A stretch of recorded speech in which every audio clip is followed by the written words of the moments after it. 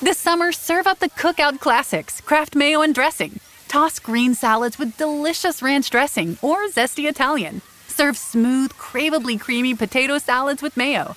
We all know it's not a cookout without Kraft. Where is Daredevil? I'm right here. Don't miss the return of Marvel Television's Daredevil Born Again. So what's next? I feel liberated. We're gonna take this city back. Over medicated. In an all-new season, now streaming only on Disney+. They're hunting us. It's time we started hunting them. I can work with that. This should be tons of fun. Marvel Television's Daredevil Born Again, now streaming only on Disney+.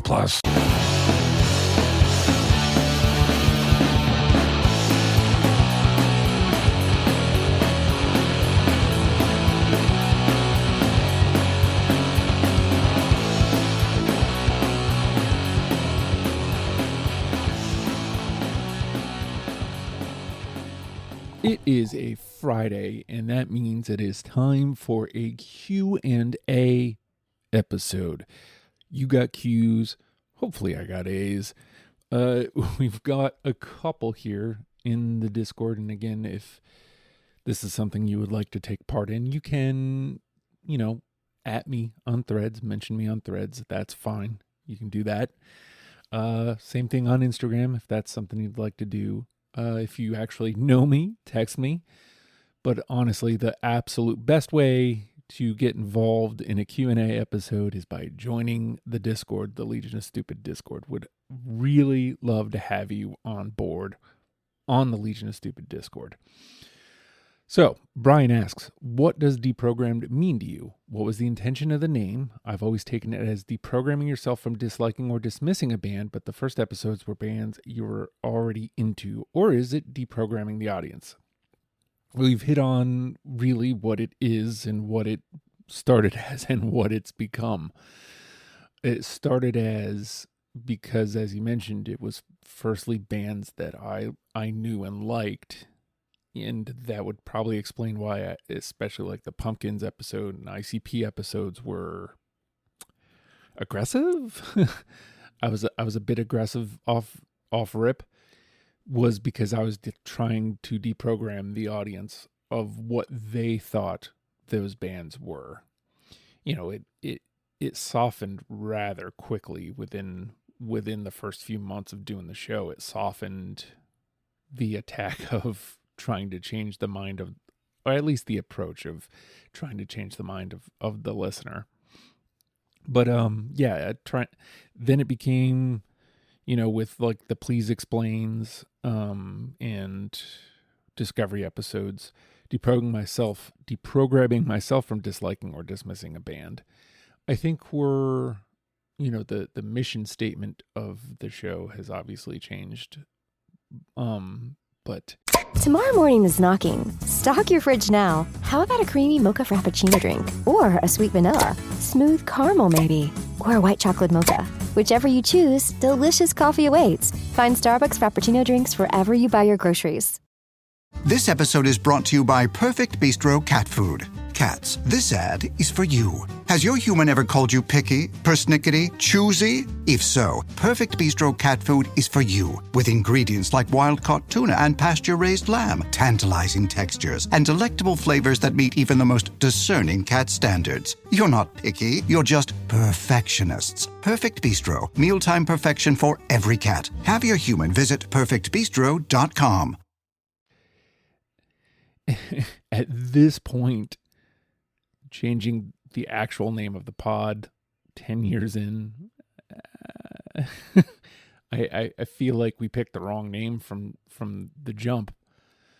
But it came about, did you even ask? No, what was the intention? So you didn't ask, where did it come from? So we won't answer that because I think I may have answered it already anyway. But what does deprogrammed mean to me? Initially deprogramming myself and eventually deprogramming what people thought of the artist. Anderson asks, what is your favorite part of the show? A, the 3 questions. Why this band? How'd you make your list? All that being said, how many unanimous? For those who've never been on the show, those are the three questions that you have to answer. That's the first part of the show. B, the rounds, which is where we go song by song. C, the conversation to round out the top 10. That's usually, I don't know, if we get 5 unanimous, and then we've got to have the next layer of the show is figuring out the rest of the 10, and then D is what is the number one song. And it really just kind of depends on the artist. If it's an artist I'm not all that familiar, it's A. I love the discussion of why people are into a band. It really oftentimes in the after the facts, I'll say, you know, what you guys have to say changed my perception of the band as we're covering the band. So it also changes the energy of the show, because a lot of times I'm not going to front. I don't have the energy. I don't have the go. Most days I don't want to do the show. But then you hit record and we start having the conversation, and it revitalizes me hearing how amped up people are to talk about these bands. So yeah, 90% of the time it's A. Sometimes, you know, A is great. And again, as I said, most of the time it's that. It is rarely ever the rounds. Sometimes that happens, but sometimes it's the conversation. To answer your question directly, C, rounding out the top 10. And then every so often, it's a really spicy conversation to pick the number one song, which is cool. I feel like that last 10% between C and D probably take up 8 to 9% of that, and then B gets 1% of that. You know, sometimes the rounds is fun because, you know, depending on the band, I feel like there's Beat Happening maybe came out, and the rounds was really fun, even though I loved learning the history of the band. Talking about our song choices was really fun. But again, you know, I'm just repeating myself at this point.